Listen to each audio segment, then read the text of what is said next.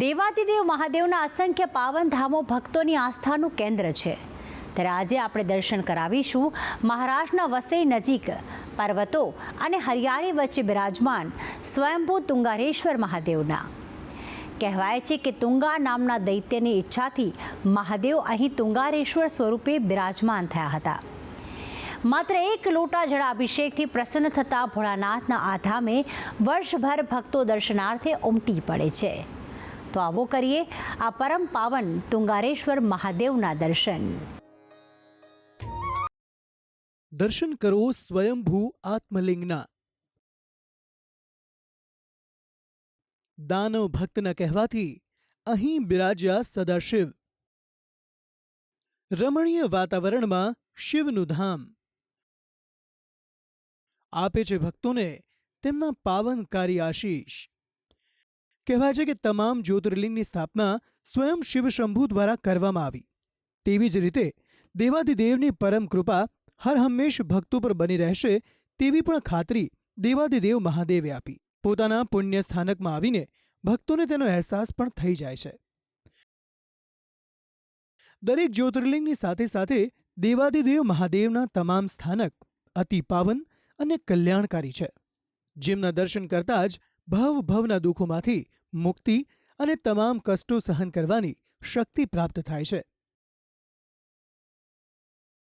આજે આપણે દર્શન કરાવીશું એક એવા અલાયદા સ્થાનકના કે જે જ્યોતિર્લિંગ તો નથી, તેમ છતાં પણ તેવું મનાય છે કે આ સ્થાને સ્વયં દેવાધિદેવ મહાદેવ બિરાજમાન છે. કહેવાય છે કે આ સ્થાનને સ્વયં શિવજીએ જ આકાર આપ્યો અને તેઓ પોતે અહીં સ્થાયી થયા. દેવાધિદેવ મહાદેવ પરમ કલ્યાણકારી અને દયાળુ છે. તેમને રીઝવવા ભક્તોને બહુ ઝાઝા પ્રયત્નો નથી કરવા પડતા. અને આ સ્થાનક માટે તો એવું કહેવાય છે કે ફક્ત એક લોટા જળાભિષેકથી જ રીઝી જાય છે તુંગારેશ્વર મહાદેવ. મહારાષ્ટ્રના ઐતિહાસિક શહેર વસઈ તેની કુદરતી સુંદરતા અને ઐતિહાસિક ઇમારતો માટે જાણીતું છે. અને આ જ ઐતિહાસિક શહેરમાં વસેલું છે શંકર શશિધરનું આ પાવનકારી ધામ.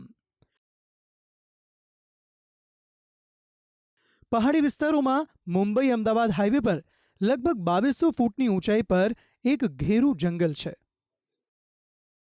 આ જંગલમાં અંદર પ્રવેશતા જ માત્ર 4 કિલોમીટરના અંતરે જ તુંગારેશ્વર મહાદેવનું આ સિદ્ધ સ્થાનક આવેલું છે. કહેવાય છે કે સ્વયં શિવ પાર્વતીની આજ્ઞાથી આ મંદિરની સ્થાપના કરવામાં આવી હતી.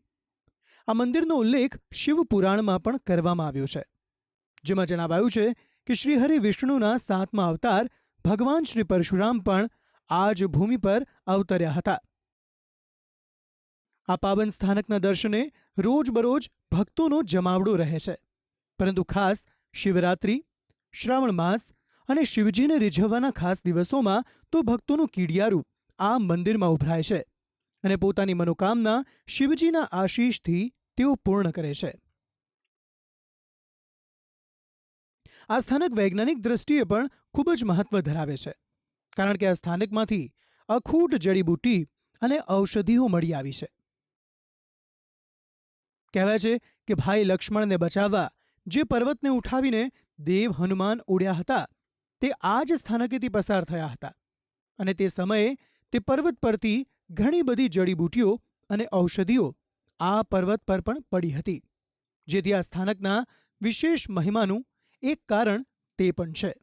દેવાધિદેવ મહાદેવ અહીં પંચતત્વો સાથે બિરાજમાન છે. સુંદર પર્વતમાળા વચ્ચે આ સુંદર મંદિર લાખો ભક્તોની આસ્થાનું કેન્દ્ર બન્યું છે. મંદિર પરિસરને દૂરથી જોતા જ મનમાં શાંતિ અને શ્રદ્ધાનો સંચાર થાય છે. અહીં પ્રવેશતા જ ભક્તો પોતાના તમામ દુઃખો ભૂલીને ફક્ત શિવ ભક્તિમાં લીન થઈ જાય છે. આ સ્થાનકે દેવાધિદેવ મહાદેવની સાથે શ્રી કાલ ભૈરવ, શ્રી બટુક ભૈરવ અને ભૈરવી ભવાનીની પણ સુંદર મૂર્તિ સ્થાપિત છે, જેના દર્શન કરવાનું પણ ભક્તો નથી ચૂકતા. સુંદર નક્કાશી અને આકર્ષક રંગોનો ઉપયોગ થકી મંદિરનું પરિસર ભક્તોને આકર્ષનારું લાગે છે અને આ બધી બાબતો એક સાથે મળીને સમગ્ર વાતાવરણને માત્ર ભક્તિ અને ભક્તિ અર્પિત કરે છે. આસપાસ આવેલ સુંદર ઝરણું પ્રાકૃતિક સૌંદર્યની વચ્ચે હિંડોળા ખાતી વનસૃષ્ટિ આ મંદિરની પાવનતામાં ઓર વધારો કરે છે. સંજય ગાંધી રાષ્ટ્રીય ઉદ્યાનમાં આકાર પામેલા આ સ્થાનકનો મહિમા દૂર દૂર સુધી ફેલાયેલો છે.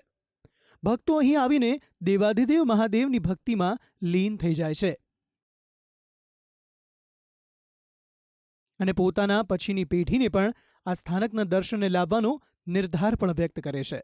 આ મંદિરમાં દેવાધિદેવ મહાદેવની સાથે સાથે શિવજીના રુદ્ર સ્વરૂપ એવા દેવ હનુમાનનું પણ અલાયદું મંદિર આવેલું છે, જે મંદિરના પ્રવેશદ્વાર પર શ્રીરામ અંકિત કરાયેલું છે, જે શ્રીરામ પ્રત્યેની હનુમાનજીની પ્રભુ ભક્તિને વર્ણવે છે. તુંગારેશ્વર મહાદેવના આ સ્થાનકમાં શ્રીરામ ભક્ત હનુમાનજીનું આ મંદિર સોનામાં સુગંધ ભળે તેવું ભાસિત થાય છે. ખરેખર દેવાધિદેવ મહાદેવ છે જ ભોળાનાથ.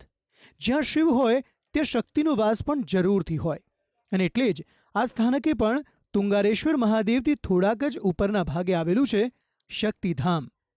તુંગારેશ્વર મહાદેવના દર્શને આવતા ભક્તો આ શક્તિધામના દર્શન કરવાનું પણ નથી ચૂકતા. ઉબડખાબડ રસ્તા, જમીન સ્તરથી આટલી ઊંચાઈએ આવેલા તુંગારેશ્વર મહાદેવનો મહિમા અતિ કલ્યાણકારી છે, અને તેથી જ ભક્તો અહીં આવીને કરે છે ધન્યતાની અનુભૂતિ.